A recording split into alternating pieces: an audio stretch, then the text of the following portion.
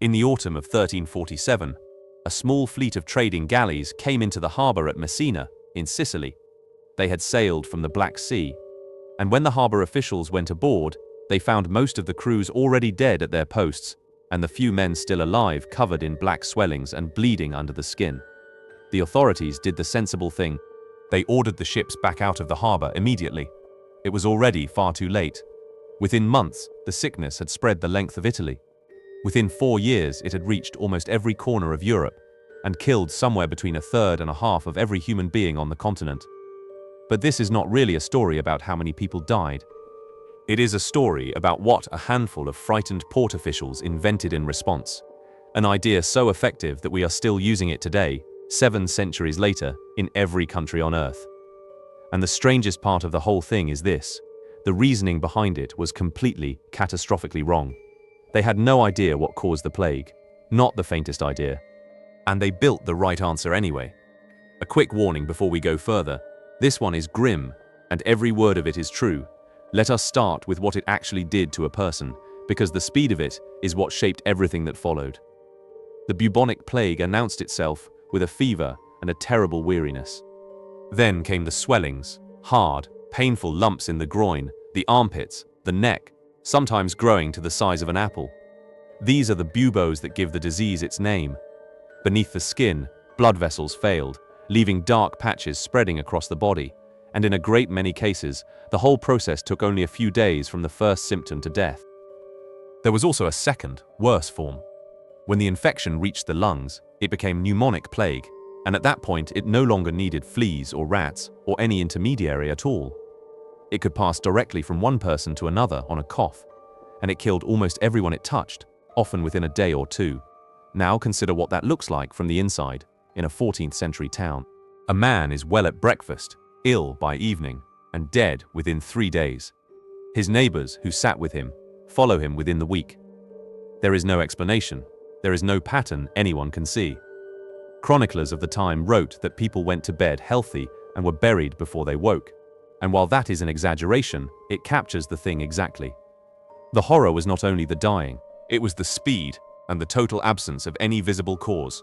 So people did what human beings always do with an invisible catastrophe. They explained it. The dominant medical theory of the age was miasma, the idea that disease was carried in corrupted air. Bad smells were not a symptom of filth. They were believed to be the actual mechanism of infection. Rotting matter, stagnant water, swamps, and unburied bodies gave off a poison vapor, and breathing it made you sick.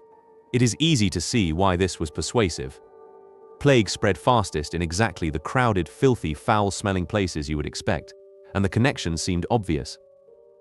Others reached higher. The medical faculty of the University of Paris, asked by the king to explain the catastrophe, produced a formal report attributing it to a conjunction of Saturn, Jupiter, and Mars that had occurred a few years earlier, which had corrupted the atmosphere. This was not fringe thinking. This was the most respected medical institution in Europe, delivering its considered scientific judgment. And beneath both of those explanations sat the oldest one of all, divine punishment, which produced the grimmest chapter of the whole story. In several parts of Europe, and especially in the German-speaking lands, communities decided that the plague must have been deliberately caused and turned on their Jewish neighbors, accusing them of poisoning wells. Entire Jewish communities were destroyed in massacres across the Rhineland and beyond. The Pope of the time issued statements condemning the accusations and pointing out that Jews were dying of the plague at the same rate as everyone else. It made very little difference. When people cannot find a cause, they will manufacture one, and the manufactured cause is almost always a person. If the buried corners of our own history keep pulling you in like this, take a second to subscribe. Digging up the grimmest true stories our species has left behind is the entire reason this channel exists. And stay with this one, because what a few port officials did next is the reason any of us are here to talk about it. But before we get to the people who got it right, we need to look at the people who got it as wrong as it is possible to get it, because they are the perfect mirror of everything that follows. If the plague was divine punishment, then the cure was obvious, a tone, and across Europe there arose a movement of people who took that logic to its absolute conclusion. They were called the Flagellants. They traveled in organized companies, sometimes hundreds strong, moving from town to town.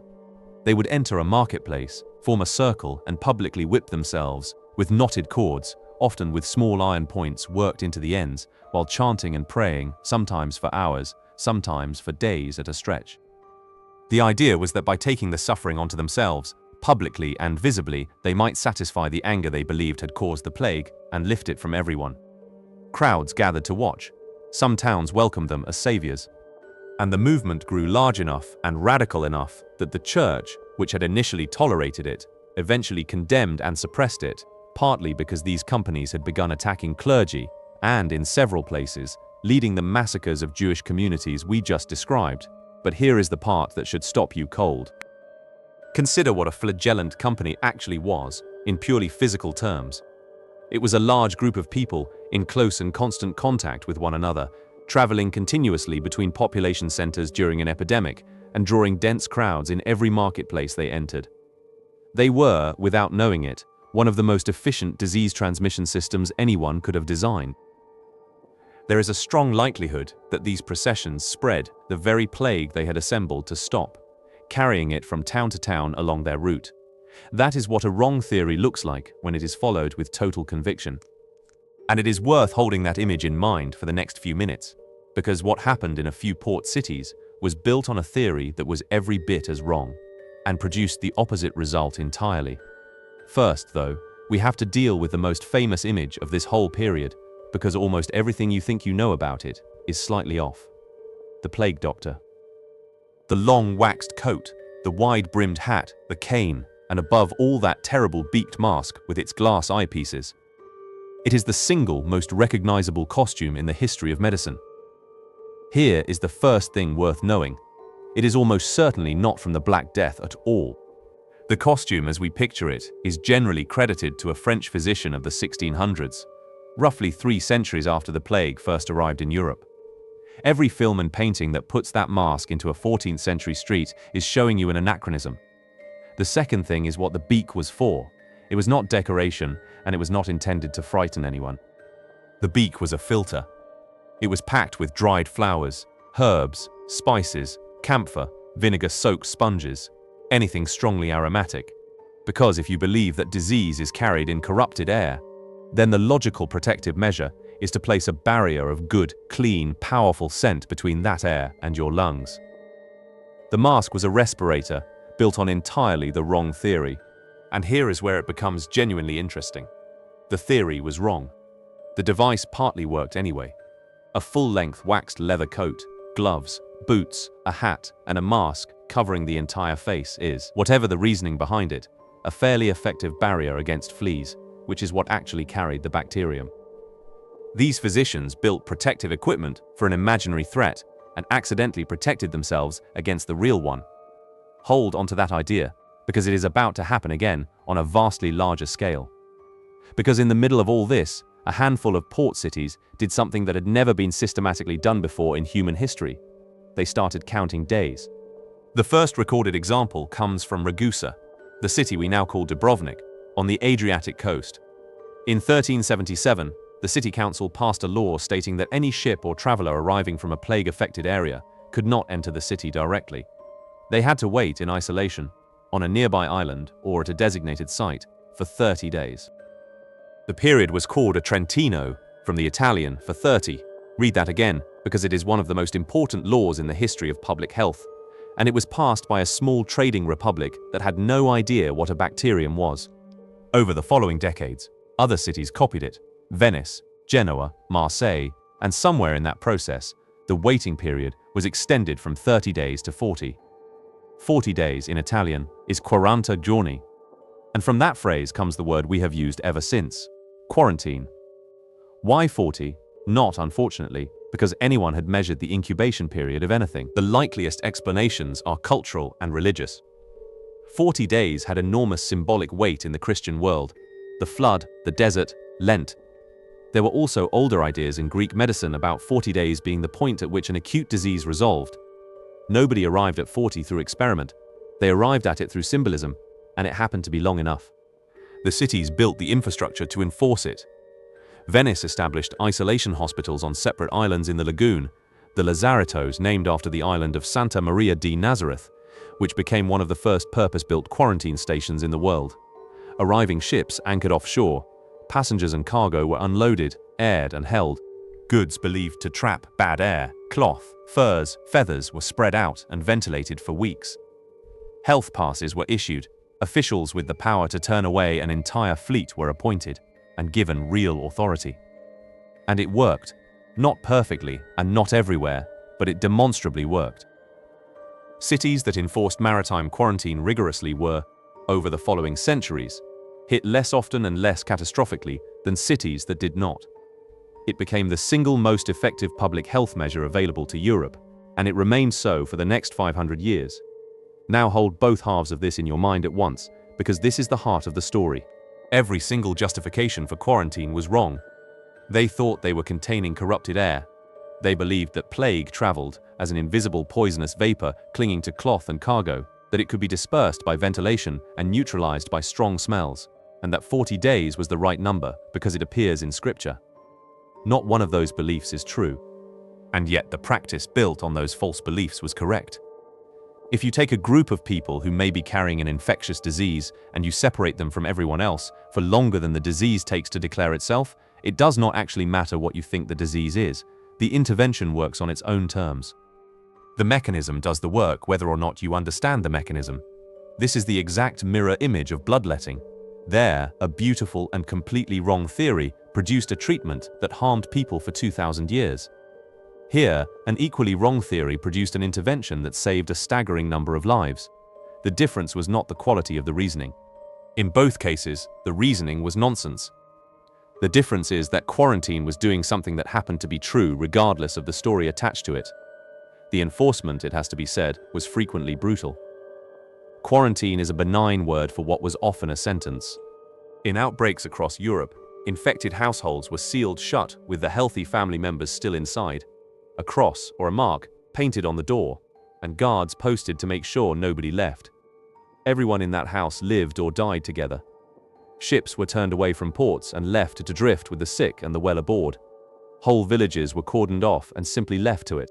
The most famous example is the English village of Iam, which in 1666 voluntarily cut itself off from the outside world to stop the spread, and lost a devastating proportion of its population in the process, an act of extraordinary collective courage that also killed most of the people who agreed to it. So the invention was right, and the cost was appalling, and both things are true at once. And then there is what happened afterwards, which almost nobody expects. When something like a third of the population of a continent dies inside 4 years, the survivors wake up in a completely different economy. Before the plague, Europe was overcrowded. Land was scarce, work was scarce, and a laborer had no bargaining power whatsoever, because there were always 10 more men waiting to take his place for less. The plague reversed that overnight. Suddenly, there were fields with no one to work them, workshops with no craftsmen, and estates with no tenants. For the first time in living memory, ordinary labor was scarce, and therefore valuable. Wages rose sharply. Workers began simply walking away from bad masters, because another village down the road would pay more and ask fewer questions. The rigid obligations that had bound peasants to a particular piece of land for generations started, in places, to become unenforceable. The authorities noticed, and they fought it. In England, laws were passed attempting to freeze wages at their pre-plague levels, and to make it an offence for a worker to refuse employment or leave his parish for better pay. Similar measures appeared across Europe. They were widely resented, widely ignored, and they contributed directly to serious revolts by the working population in the decades that followed.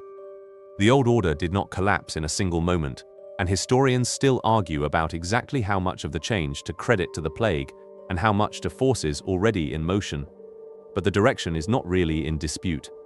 The worst catastrophe in European history left the people who survived it measurably better off, better paid, and considerably harder to command. The disease that emptied the continent also loosened a system that had held people in place for centuries. And how long did it take before anyone actually understood what they had been containing all that time? 517 years. In 1894, during an outbreak in Hong Kong, the bacterium responsible was finally identified. It is now called Yersinia pestis, after Alexandre Yersin, one of the 2 researchers who found it. A few years later, other researchers worked out the transmission route. The bacterium lives in fleas, the fleas live on rodents, and when the rodent host dies, The fleas move to whatever warm body is nearest. That is the whole mechanism. That is the thing that emptied medieval Europe, which means the human race successfully defended itself against this disease for more than 5 centuries before it had any idea what the disease was. Quarantine predates germ theory by 500 years. We were right first and understood it later. And the plague itself never went anywhere. It is still here. There are cases every year in Madagascar, in the Democratic Republic of the Congo, in Peru, and a small handful annually in the rural western United States. The difference is that it is now readily treatable with common antibiotics if it is caught early. The disease that killed perhaps 200 million people across its history is, today, a manageable infection. It did not become weaker. We became better armed, which leaves the question worth sitting with, and it is not the one you might expect. 2 groups of people faced the same catastrophe with the same completely mistaken understanding of it. One group whipped themselves through the marketplaces of Europe and almost certainly spread the thing they were trying to stop. The other group counted days in a harbor and saved an incalculable number of lives. Neither of them understood anything. The difference was not knowledge. It was which action happened to line up with a reality nobody could see. So the question is this: what are we currently doing, or refusing to do, because the explanation attached to it sounds wrong to us, when the thing itself might work perfectly well? Tell us what you think down in the comments.